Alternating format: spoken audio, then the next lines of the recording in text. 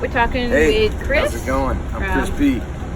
And he's going to talk about how he became an animator, about his career, what he does with his animation company on a daily basis. So I'll just turn it right over to Chris.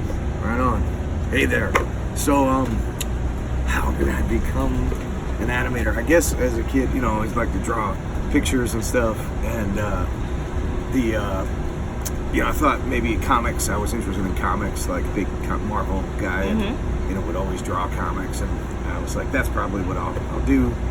And then a friend of mine who was a couple years older got a video camera, and that was back when not everybody had a video camera, and we would make stupid little movies and stuff, little sketches, like the kind of dumb stuff that you'll see on YouTube or whatever now, like little sketches that like a 13, 14-year-old kid makes that are not as good as they think they are. Like, really, our stuff's so funny. And then he ended up going to NYU for film school, and then that made me think, like, hey, maybe I can mix this drawing and filmmaking together and go to school for animation. So I started figuring out how animation works in high school. Did little, back then you had to go to the library or look stuff up in catalogs and try and find. It wasn't as easy to find information like that. I remember those days. Yeah, so I finally figured out enough to do some rudimentary animation, and then I applied to School of Visual Arts in New York and got in there and went to their animation program. And then I was lucky, it was like the mid-90s when I graduated, and that was when there was an animation boom, not unlike now. It was like a big animation boom, just like there is now, and they just needed people really bad. So I was able to get into MTV Animation and work on Beavis and Butthead and The Head and Daria. I got to do my own show there and a bunch of stuff, but Beavis and Butthead was already a hit at that point. I came on the 4th season and worked 4th, 5th, 6th, and then on the movie. And the movie was a good path for me because I started storyboarding on it, and then I went into layout and they let me direct a sequence of the movie, so that was fun. It was like a sequence where they trip on peyote, and that was like my first directing gig, and it was a lot of fun, and it was a good entry into animation. And then I went on to direct on Daria and some other shows, and then I sold a couple shows, but only one went to actual series, and it only went one season. It's called Downtown, and then they're like, you could go back to directing on Daria when that was not renewed, and then I was like, maybe I should get out of New York, because MTV was kind of the biggest game in town, and I kind of had my shot. And I was like, going back to Daria seems like, I maybe hit the ceiling of the kind of work that exists in New York. So I moved out to LA, and there was just so much more work there. So what happened was, I was repped by Klasky Chupo, who did Rugrats and a bunch of shows as a commercials director. But I was also working, my day job was usually running shows or EPing shows, like animated kid shows. I'd reached that point of my career at that point, so the commercials was kind of freelance, moonlighting work. And it was also around that time that I started to think about selling t-shirts on the internet. So I created this company, Titmouse, to sell t-shirts on the internet, right? So I was doing that, making dumb shirts and selling them on a website, and that was back then. Again, it was harder to do. They didn't have Shopify or these things that were plug and play. You could just create a shopping cart. You had to it was a lot more of a hassle. So that didn't really become a big business, but it was fun to do. And then what happened was, because I was from New York, and there was not as much work in New York, I was used to taking freelance jobs when I got them. But in LA there was a lot more work, so I took too much freelance and I couldn't do it all. So I was working a day job, and then before and after work I had to do these commercials, and I was like, man, I'm gonna mess it up. I'm not gonna be able to do this. So my wife, Shannon, who's the co-founder of Titmouse with me, she was producing commercials at the time, and she's like, I won't take any more freelance work. I'll just produce your freelance work. And we rented a little room, and the idea was just to get over this hump. But then it kind of never stopped coming, and it kept getting more and more. So she was we started running the freelance work through Titmouse because it was already a cut. We're like, well, we have this company, and it's not it's not really making a lot of money with the t-shirts, so why don't we use it to pay artists for the freelance work? And that became, I remember that moment because it was this movie, I don't know if you ever saw a movie called Freddy Got Fingered. Yeah. It's a Tom Green movie, so he plays an animator in that movie, and I did all the drawings that he's supposed to do. Oh, and I can say, he just recently passed away, and I can say one of the highlights of my career is that Rip Torn jammed one of my drawings up his butthole. So that is something he did in the movie, and rest in peace, Rip Torn. But that made me real happy when he did that. But anyway, so it's 20th Century Fox, right? And they're like, hey, I'm on a phone call, and they're like, what's your production company? I'm like, I don't have a production company, I'm just a dude. And there was like silence on the other line, and they're like, do you have production insurance? And I could tell like the job was slipping away, so I was like, I have a company, Titmouse, it's cool, we have paperwork and stuff. And I didn't even know what production insurance was at the time. We just sent them our renter's insurance paperwork. But that was a thing. Again, back then, I think before digital stuff, it was like you just send a pile of papers, and it's like, it says insurance on it, nobody read it, they put it in a file or whatever. So I did that job, and that was the first job we ran through Titmouse. And then Shannon was like, well, that's better for taxes and stuff, we should like use this as our company. And then in 2004, she was like, you need to quit your job at Cartoon Network and do this full time. And I was like, that's crazy, like Cartoon Network's my job, it's how I make money. And she's like, if you quit Cartoon Network, this will be your job, and this will be how you make money. So I was like, all right. At that time, we didn't have kids, we didn't have a house, so I'm like, what do I got to lose? So we did it, and man, it really blew up. Like, it started, we started, there were probably about 6 or 7 people in the studio now. Now we have over 750 employees. It's crazy. Wow. Like, so many.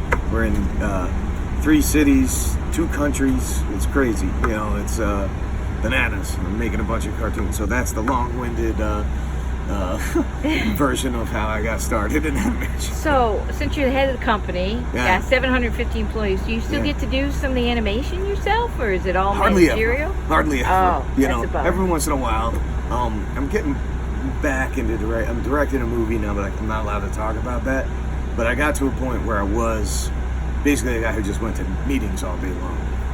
Which is cool because you get to see everything, and some of his pitches, some of his developing shows that we're taking out and pitching. Some of them are attending the pitches, trying to sell them. Mm-hmm. Some of them are taking meetings with new talent. Some of them are taking meetings with possible clients. Some of it was like schmoozing with existing clients, so they don't forget about you. So it's all interesting and fun in its own way. But I missed getting my hands dirty, so I'm back in that again. Unfortunately, I can't talk about the property because it's one of those ones they don't want us talking about yet. But it is fun to get back in the saddle of directing a movie again, because I hadn't done that for the last movie I directed came out in 2016, so it's been a while. So when you direct animation, do you storyboard it and then? Yeah, it's all different. Everybody has a different technique of how they direct, and also the pipeline of the show may be different. But it's basically. It's the storytelling, the timing, is what you're on top of. If it's a comedy, it's making sure it's funny. If it's a drama, making sure it's got the right dramatic moments. And, in animation, it depends. On the lower, it's weird. Like, it seems like on the 2 ends of the spectrum, on the really low budget stuff or on the really high budget stuff, you'll end up directing the actors. Mm-hmm. But on the mid budget stuff, there's usually like a voice director that handles that, which is cool because it's great because the hardest part about directing actors is the organization. I find, it's fun to do the directing when you get in a vibe with them and you're talking about the scenes, but trying to plan okay, who's coming in when and how long do we have them, and we have to be out by this time because if you go longer, we're paying the double scale, or we're paying the recording facility longer. That part's hard to juggle in your head while you're also trying to do the creative. So the good voice directors are just on top of that stuff. I interviewed the director of Batman Beyond. Yeah, at the press room, and she was talking about making sure all the voice cast was in the same room because it's a lot quicker and faster. Was that Andrea Romano? Yeah, she's amazing. I love her. She's directed many shows that I've been on, and she is a pleasure, and she is the best. She's the industry. When she retired, they lost the best voice director in animation. So, but she deserves it. She deserves to retire. She's traveling the world now. She's doing She looked very happy yesterday. Yeah. She looked very happy. Yeah, she's an amazing person. But yeah, she taught me a lot. You know, she's really good. She's got a really good rapport with actors. She was an actor, so she knows, you know, I guess what people like in the booth. And I do cartoon voices too on some things. So I think that's good. It's good if you're going to direct actors to have acted in one way, even if it was a class or anything, just so you know what it's like to, you know, be sitting in their position. So if you could tell, like, people watch your animation, one thing or a couple things about your job that maybe they don't know. Okay. Yeah. Let me think. What do people not know? Not know. It seems like a mysterious process with animation. Yeah. I'm trying to think of what's the most mysterious, because I think like what gets a lot of the voice records usually get a lot of press because that's something people can shoot. You can see actors and maybe storyboard pitches people have seen, because that's you know, when you do, maybe I'll talk about that. Maybe people don't know what that is, but you know, when you're working on the show, you know, there's some projects that are heavier on script and some that are heavier on the storyboard process. But either way, you need to do the storyboard is your blueprint for the cartoon. So either you're working off a script or you're working off a track, which I actually prefer working off a track if possible, you know, because you can have voice actors is all improv a lot. computerized. Yeah, nowadays you're still drawing, but it's usually drawn on a Cintiq on a computer.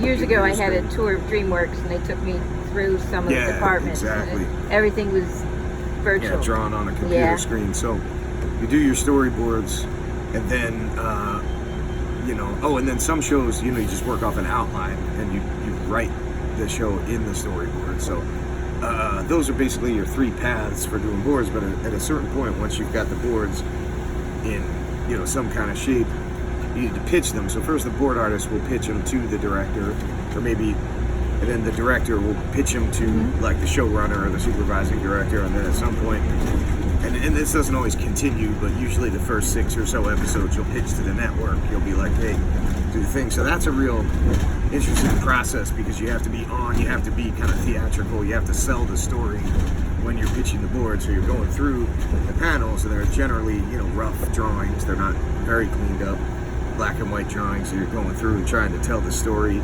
and get everybody on board, because you're trying to get everybody entertained and you know, get the least possible notes, hopefully.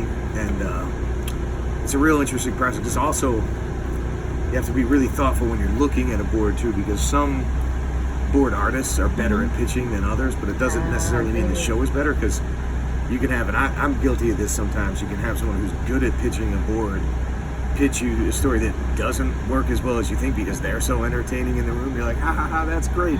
But then when they're not pitching it, it's not great. Or you can have someone who's a little bit more introverted or shy, not pitch a board well, that actually is a really good board. And that, you know, it might not surprise you that many animators are, you know, more introverted people. You know, they've spent their lives sitting at a desk drawing rather than going out talking. So that's one that you can get fooled for.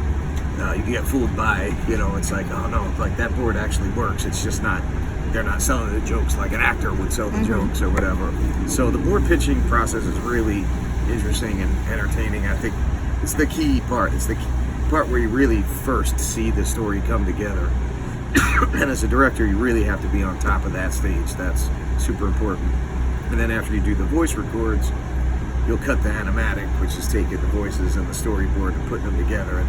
And then that is really, that's when you know if the show works or not. If the animatic plays and it's funny, everybody laughs, then it's only going to get better. So how much work before you know whether the show is going to, it sounds like months of work before you can put it months together. Yeah, so like, it depends on the show. Like, you know, if you're doing a half-hour show that's a script-driven show, and you're working off of an audio track, you might have 3 storyboard artists for like 4 weeks to deliver their first pass. Internally they'll do more, like they might pitch the thumbnails to a director like after a week or something to get some notes, but their first like real board pitch to like the people on the show will be after 4 weeks, and then there'll be revisions on that. depending on the show and how fast of a turnaround, sometimes the board artists will do their own revisions. Sometimes it'll immediately get handed off to a storyboard revisionist, which is the first job I had, which is a great way to learn because you work with the director and they tell you all the stuff to change, and you learn, oh, don't do that because that always gets changed, you know. So, and then, you know, there's a process. So, like, you might have, you know, really the best case is if you get like 3 passes at the board, you know, you can continue to do passes on it, get it better, and there'll be like, you know, director passes and showrunner passes and maybe network passes of notes. And then at that point, you know, you record the voices, and at some point, sometimes when you record, when you're cutting an animatic, you'll immediately know that you need pickups and you'll record scratch, and the animatic evolves, and usually you'll get 2, maybe 3 passes of the animatic, and then you can do revised board panels for that and evolve the story. So once you get to like a locked animatic, that's usually, you know, that's your show. Basically, it's a roughly drawn, you know, very simply posed out version of your show. But if that doesn't work, your show is not going to work, you know. And especially if you're shipping a show overseas to a Korean studio or something, it better be all spelled out, or else they're not going to invent a new way to make it better. I mean, most of the time they won't. Every once in a while you get lucky, you know, and somebody makes it better when you ship it, but that's not generally the case, you know. So yeah, that's a part of my job that people may not know about. Was that the question? Yeah, I think so. It's a really long. By the time I answer these questions, I forget what they were. No, that was really great.